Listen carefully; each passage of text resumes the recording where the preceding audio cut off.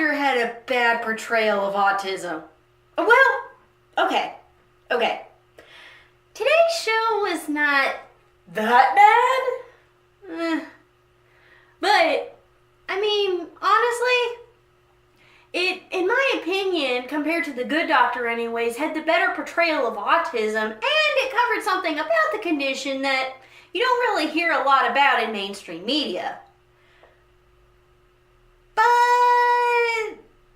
you know what? Let's not beat around the bush anymore and just get into today's review on Atypical.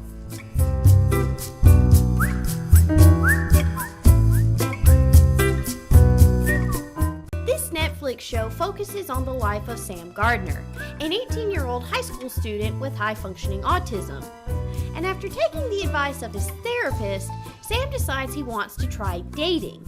The series from there shows Sam's ups and downs in dating, as well as how the people around him adapt to this new stage in his life. The show currently has 2 seasons under its belt and is expected to have another very soon. But chances are, I won't be following the show all that much. Why? Stick around and you'll find out in a minute.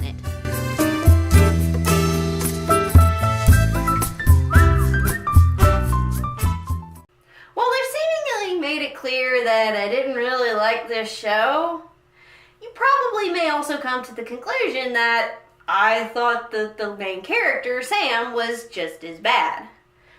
Well, despite what I may or may not have said involving my opinions on the show, trust me, we'll get to that later. Sam was the autistic portrayal that I wish I would have seen in The Good Doctor. Sam, in my opinion, is what I think autism looks like in a realistic setting.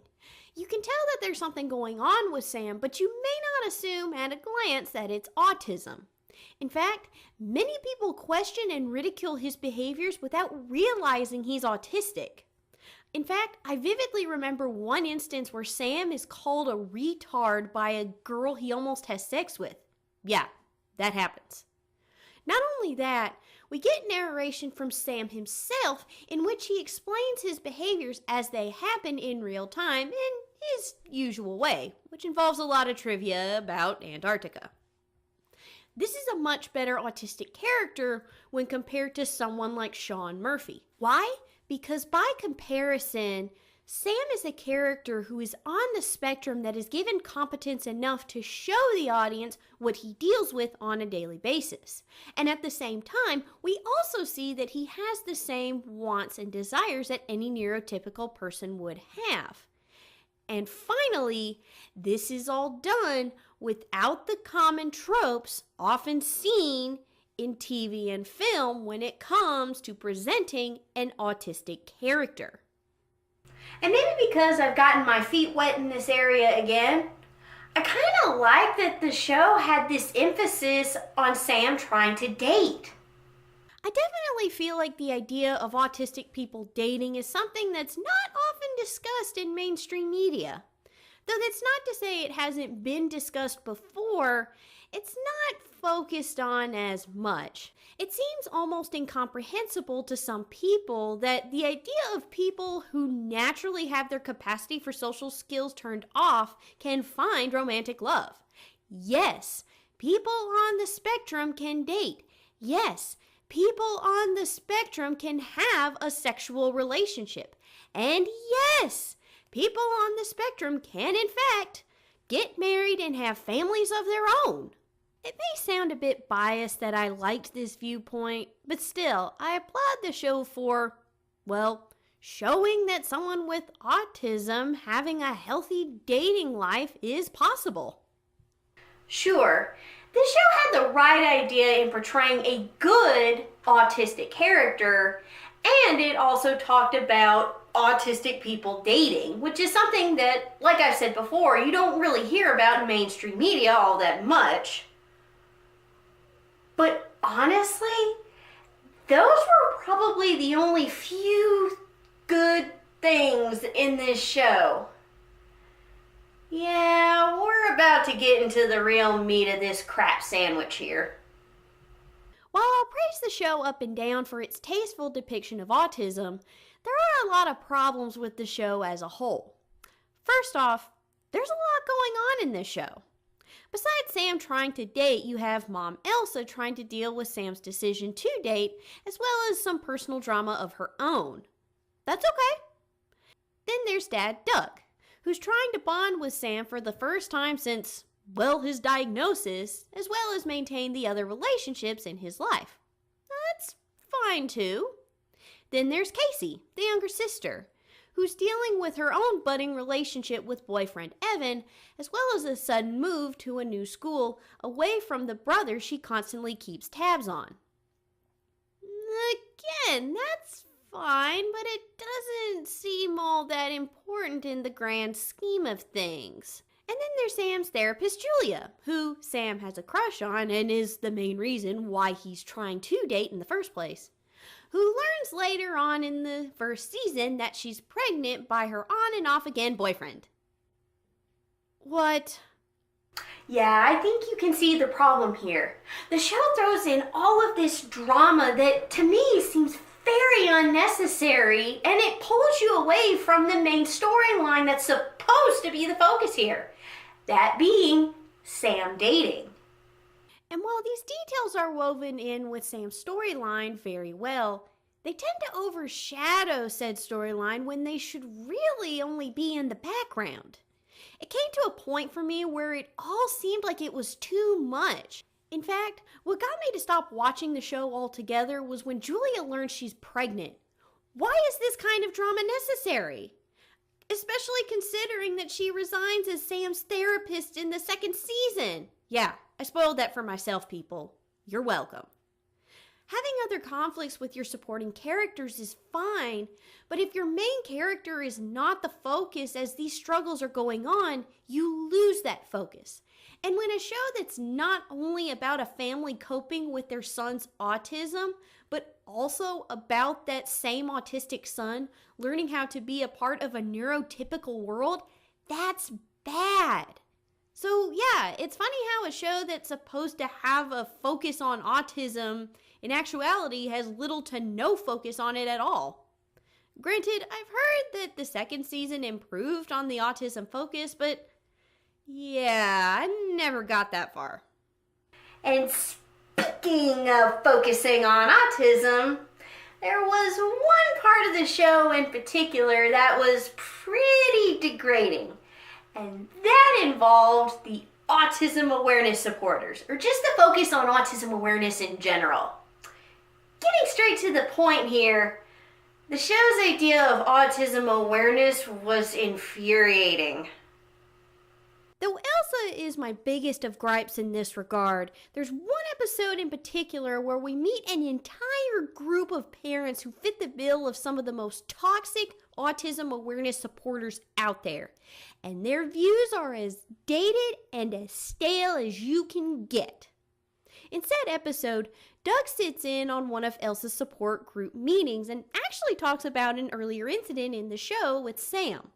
What follows is interruptions from one mom that go, and I'm paraphrasing here. When you refer to someone with autism, you use first-person speech. So instead of saying my autistic child, you say my child with autism.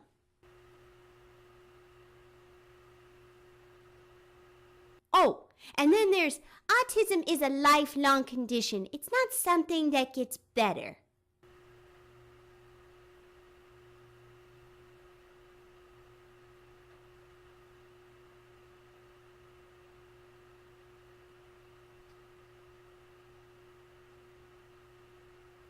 This entire scene pissed me off.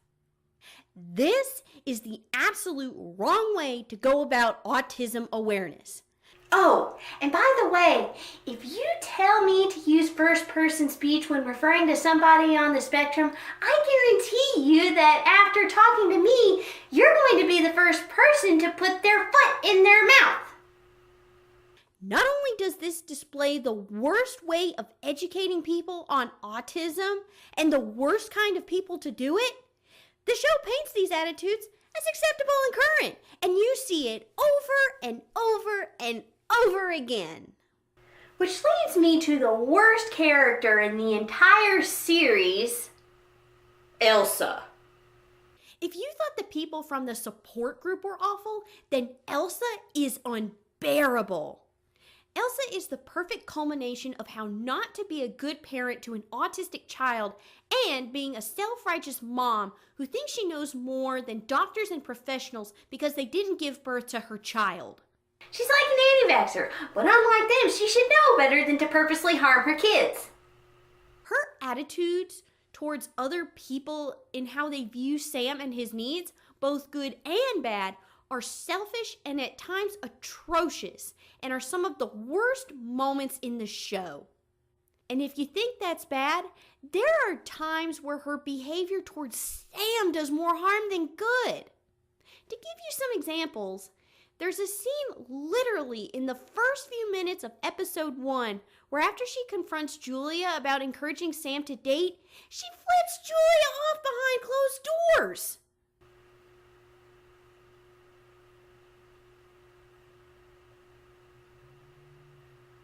And in a later episode, she takes the advice of Sam's horny friend Zahir and rubs her butt on Julia's car.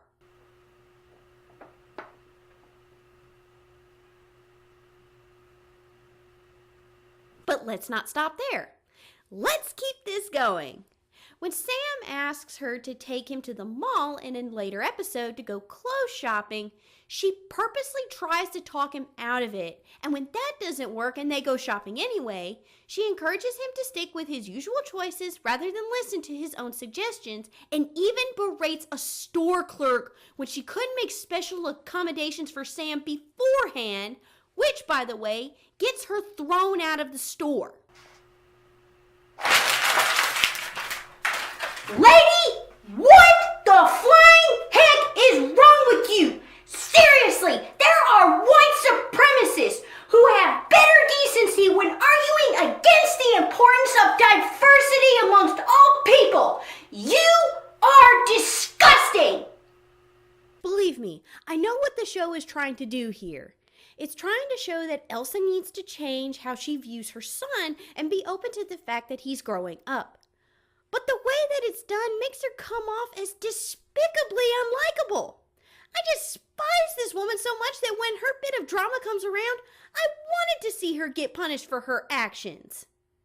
I know the show had the best intentions for her when it comes to showing a genuine autism awareness supporter, but she not only comes off as a poor example of that, but she ends up being the absolute wrong person that Sam needs and paints an ugly picture of what genuine parents with autistic children are like. In fact, she's the spitting image of the worst kind of autism parents. There's this demographic of parents with autistic children who go on and on about the downsides of their autistic children for some kind of attention and or get uppity for no reason whenever someone tries to be helpful, even if they don't know the first thing about autism. Now, in saying that, while it's perfectly fine for parents to autistic children to frequently talk about their child's bad days and get upset when people who don't know anything about raising an autistic child try to share some advice, the parents I'm referring to are the kind of people who do this out of a selfish desire to feel better about themselves and simply think that their children can't. Can't do what exactly? Anything. They see their children as these lost hopes to be babied and pitied when the reality is they're hurting their children and the chances they have to have a full and happy life.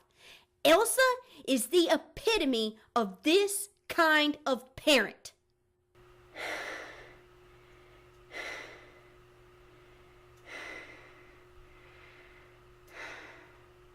Okay, now that I've calmed down a bit, let me talk about something that I forgot to cover because I was ranting.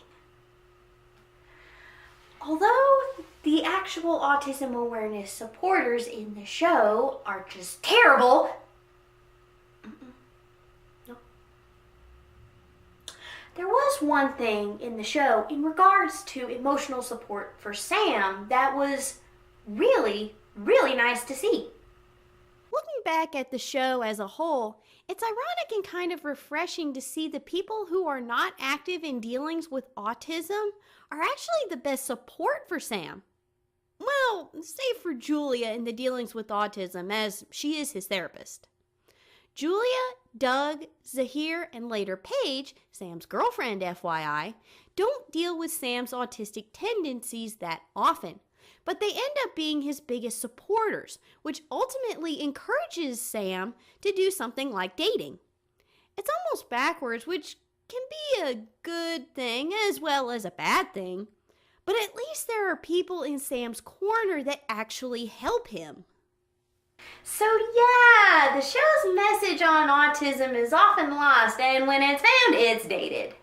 And while I'd like to say that this mainly pertains to season 1, I honestly feel like it doesn't change my opinion at all about the show as a whole. And again, Sam was, in my opinion, the best portrayal of an autistic character that I've seen throughout this entire event. But the show, to give it some merits here, the show did in fact have a very positive message. The problem is that it didn't know how to get that across the right way. In that regard, The Good Doctor was definitely better. Sean was not the best autistic character, sure, but the show had a cleverer way of showing how someone with autism can interact in a neurotypical world. And later on in the series, they do touch on areas like dating and relationships. Compared to the hit that The Good Doctor was, Atypical was a miss.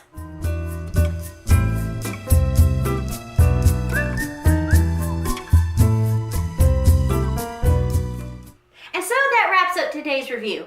As always, thank you so much for watching, and thanks also for sticking around for my Autism Awareness Month event.